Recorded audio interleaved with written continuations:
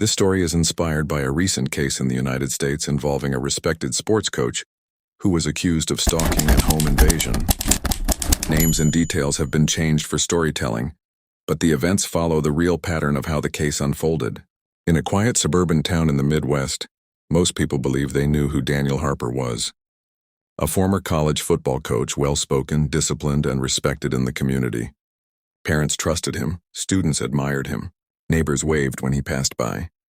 No one imagined his name would ever appear in a police report.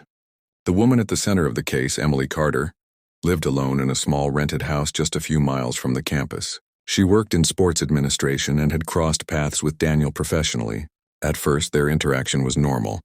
Emails about schedules, short conversations at events, polite and professional. Then the messages started changing. What began as friendly check-ins slowly turned into late-night texts. Compliments became personal questions. When Emily didn't reply, Daniel followed up again and again. She assumed he was just socially awkward and tried to keep things professional, but the attention didn't stop. Daniel began appearing in places Emily hadn't told anyone about. A coffee shop near her home, a grocery store she visited late at night. Once she noticed his car parked across the street from her house. When she confronted him casually, he laughed it off and said it was a coincidence.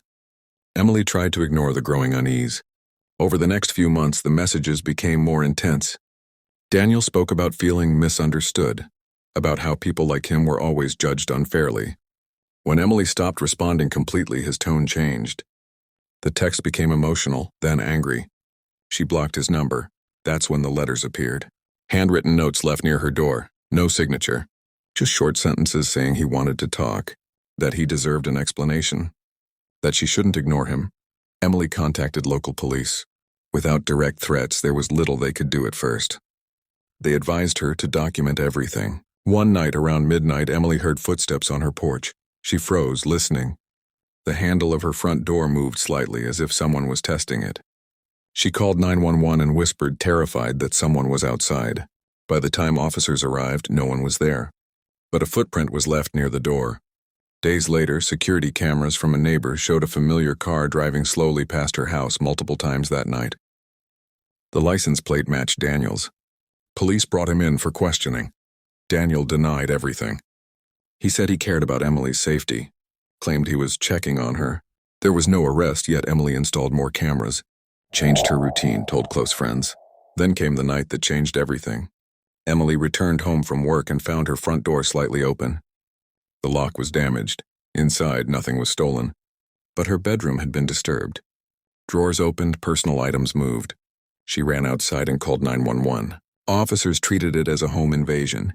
This time, evidence was clear. Footprints inside the house. Camera footage from across the street showing Daniel approaching the door earlier that evening. Phone records placing him in the area. When police arrested Daniel Harper, the town was shocked. News spread quickly. A respected coach, a familiar face, accused of stalking and breaking into a woman's home. During the investigation, detectives uncovered months of obsessive behavior. Messages that crossed boundaries, unannounced visits, surveillance-like routines. It wasn't a sudden crime, it was a slow escalation. Daniel's defense claimed misunderstanding, emotional stress, no intent to harm. Prosecutors argued control, obsession, and entitlement. The case highlighted a reality many people ignore. Stalking often hides behind respectability. Not all threats look dangerous at first. Not all criminals look like strangers.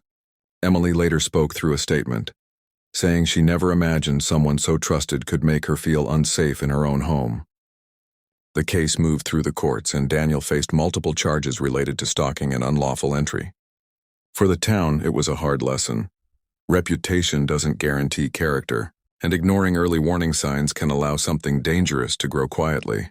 If you want more real-world inspired crime stories explained calmly and clearly, subscribe to The Real Crime Truth.